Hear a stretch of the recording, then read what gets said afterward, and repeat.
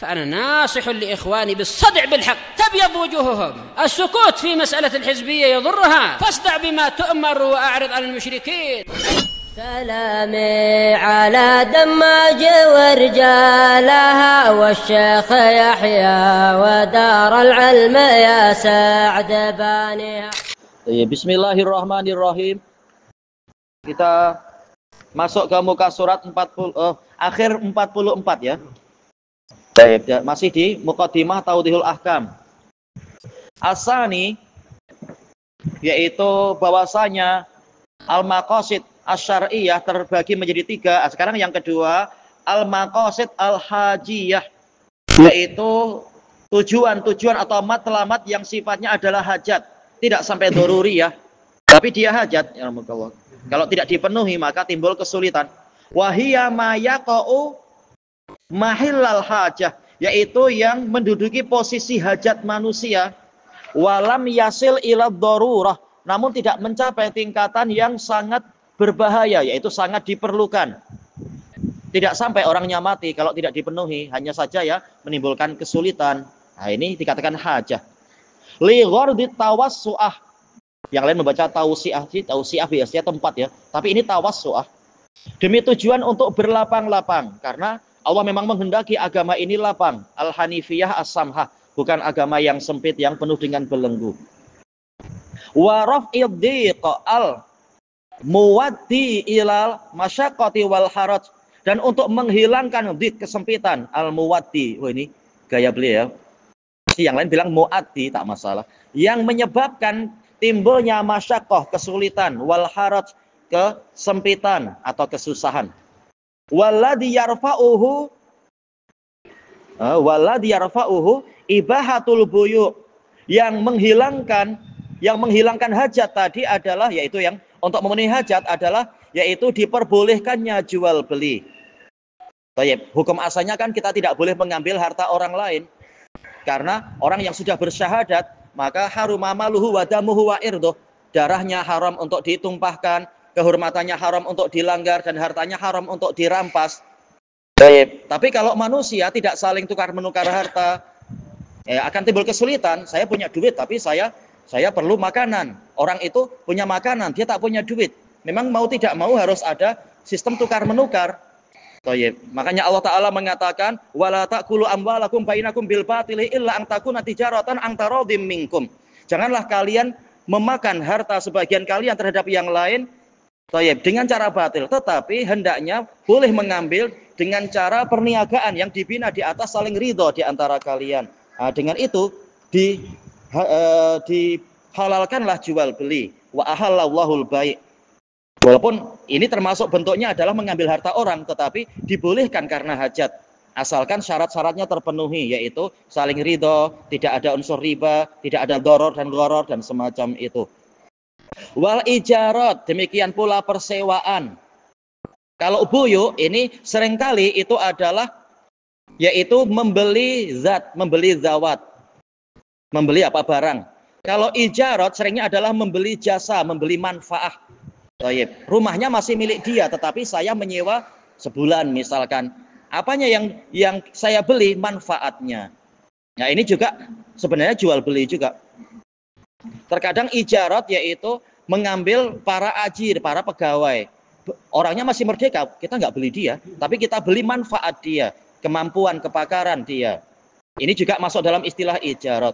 Wal musyarakat, demikian pula musyarakah, mudharabah, perkongsian dalam niaga dan sebagainya itu. Wa sairul muamalah, dan muamalah-muamalah yang lain. Wa tamattu'u bit thayyibah, demikian pula bersenang-senang dengan yang baik-baik. Walaupun sebenarnya kalau kita tiap hari makan nasi lemak pun cukup kan ya. Tapi apakah tidak boleh sekali-sekalalah nasi goreng USA atau nasi goreng apalah itu Cina? Nah, nasi goreng kampung itu tamattu' bit thayyibat. Ini masuk dalam apa? Hajat istilahnya. Karena terkadang kalau kita tidak variasi, kadang lidah jadi pahit. Oh, manusia. Kalau kucing si zuhud ya, air yang kotor pun dia minum aja. Kucing tak pernah minta lai cikang, minta sirup Bandung.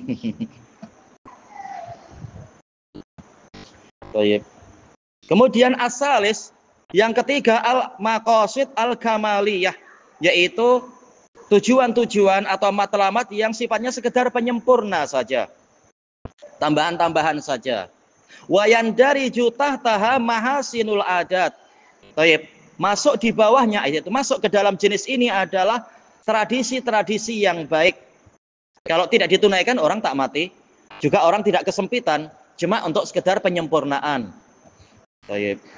Wa kullu ma fawqal hajiyat minat tahsiniyat, dan segala sesuatu yang dia lebih dari hajat keperluan, yaitu sekedar memperbagus. Sebenarnya rumah biasa cukup dengan apa? Cat warna putih. Nah, kadang orang ingin kasihlah beberapa warna yang lain. Nah, ini dikatakan kamaliyat. Untuk memperbagus, mempercantik dan sebagainya. Kemudian pembahasan berikutnya adalah al-ijtihad. Al-ijtihad huwa badlul al-faqihi wus'ahu fi naili hukmin syar'iyyin amali.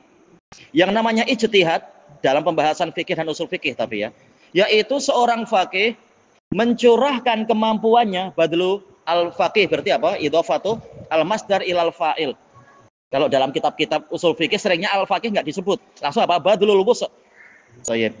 Idhofatul masdar ilal maf'ul. Seperti yang dijelaskan oleh Az-Zarkashi, demikian pula yang dijelaskan oleh Asy-Syairazi, dijelaskan juga oleh Asy-Syaukani dan lain-lain. Untuk apa? Fi naili hukmin syar'i. Untuk meraih suatu hukum syar'i yang sifatnya amali, bukan sifatnya atidah. Walaupun ma'ruf dalam kitab-kitab sunnah, kitab-kitab mu'taqad, ini juga perlu adanya ijtihad, kerja keras untuk mengetahui hukum dan sebagainya. Cuma dalam usul fikih dan fikih, yang dibahas memang yang sifatnya amali, bukan masalah akidah hati. Bi thariqatil istinbat, dengan metode istimbat, yaitu pengambilan faidah. Adapun untuk yang dalilnya nas, tak perlu istimbat seperti wajibnya sholat, wajibnya zakat, haramnya khamar, jelas ini tak perlu ijtihad di situ. Dalilnya sudah terlalu jelas. Wa makna badlul wus', kembali ke yang biasa dipakai oleh para usuliyun. Lafaz pakainya dihilangkan. Cuma nanti muncul dalam syarat-syarat dan sebagainya. Badlul wus', yaitu mencurahkan kemampuan, yaitu ayatiya bikulli ma yastati. Dia mendatangkan segala sesuatu yang dia mampu. Lil wusuli ila ma'rifatil hukmi syar'i. Untuk sampai kepada pengetahuan hukum syar'i. Hatta yuhissa min nafsihil ajz. Sehingga dia merasa dirinya lemah. Antala biziyadah, dari mencari tambahan. Ya, ini disebutkan oleh Az-Zarkashi, juga disebutkan oleh sejumlah usuliyun.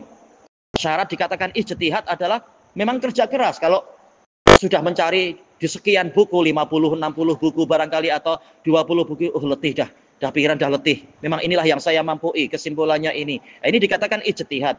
Kalau baru lihat 1-2 buku, belum. Baik. Istilahnya kalau belum berpeluh, berarti ini belum badlul wus'. Karena apa? Masih sekedar nelpon pun dah tanya Syekh bin Bas, berarti dikatakan sudah ijtihad? Oh, belum.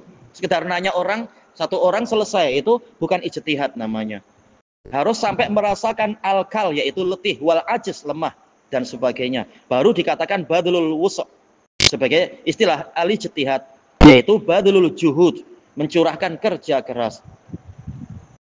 Wala budda ayyakuna man badala juhdah, dan haruslah orang yang mencurahkan kerja kerasnya tadi li talabil hukmi syar'i, untuk mencari hukum syar'i, faqihan, yaitu orang yang faqih. Cuma faqih itu siapa? Dijelaskan oleh para usuliyun, yaitu man yastau'iba julla minal ahkam asy-syar'iyyah al-fiqhiyah. Bukan semua, karena tak ada yang mampu semua, tetapi dia meliputi mayoritas, kebanyakan dari perkara-perkara fiqhiyah. Kalau tidak, maka akan bertentangan dengan ijma' bahwasanya Abu Hanifah faqih. Karena Abu Hanifah nggak hafal lebih dari 200 hadis. Baik. Demikian pula apa? Imam Malik hanya hafal 400 hadis, kata Imam Syafi'i, dari 500 hadis fikih. Baik, makanya tidak disyaratkan dia harus mengetahui semuanya, karena tak ada yang tahu semua. Baik. Bagaimana dengan para sahabat? Mereka para fuqaha, tapi banyak yang hafalannya tak sampai 1000, mayoritas tak sampai 1000. Tetap mereka dikatakan faqih. Makanya faqih, kata para usuliyun, adalah yang mengetahui jul, yaitu mayoritas atau kebanyakan dari hukum fikih. Nah, dikatakan faqih. Li'anna ghairal faqih, karena orang yang bukan faqih dan dikatakan faqih seperti yang dijelaskan oleh Al-Hafidz Ibnu Hajar, al-faqih adalah man kanal fiqhu sajiyatah. Orang yang mana fikih memang karakter dia. Memang sudah biasa menggeluti kah? Berkecimpung, bergelimang di dalam fikih, ya, dikatakan faqih. Yaitu maka nafiqh al-fiqhu sajiyatah. Memang fikih menjadi karakter dia, memang dia ma'ruf, memang suka membahas masalah fikih. Nah, itu dikatakan faqih. Laisa fihi li'anna ghairal faqih, karena orang yang bukan faqih, laisa fihi minal mu'ahhalat, dia tidak memiliki keahlian ma yuwassiluhu ilal matlub, yang akan menyampaikan dia kepada perkara yang dituntut. Dan tentunya ini memerlukan yang namanya apa istilahnya itu, tulul mumarasah, banyaknya perlatihan. Seperti yang dijelaskan oleh Imam Syaukani dalam kitab beliau Irsyadul Fuhul fi Masailil Usul. Harus lama berlatih. Fala yu'tabaru ijtihaduhu, maka orang yang bukan faqih, ijtihadnya tidak terpandang, ijtihad untuk mencari satu hukum fikih yang sifatnya istimbatiyah.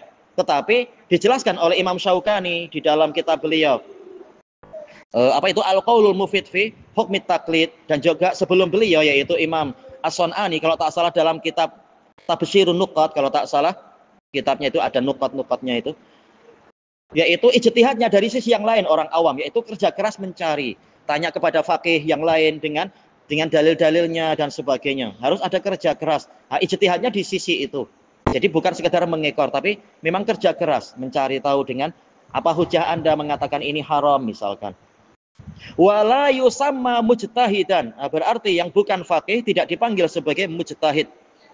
Kama lau badzala syakhsun lam yata'allamit tib, sebagaimana kalau seseorang yang tidak tahu kedokteran, dia mencurahkan kullama fi wus'ih, semua yang ada dalam kemampuan dia, lima'rifati marad, untuk mengetahui suatu penyakit batini, penyakit dalam. Memang susah ya penyakit dalam. Kalau penyakit luar mungkin boleh coba apa ya, salep ini, atau coba balsem itu, coba selama orangnya belum mati masih boleh dicoba.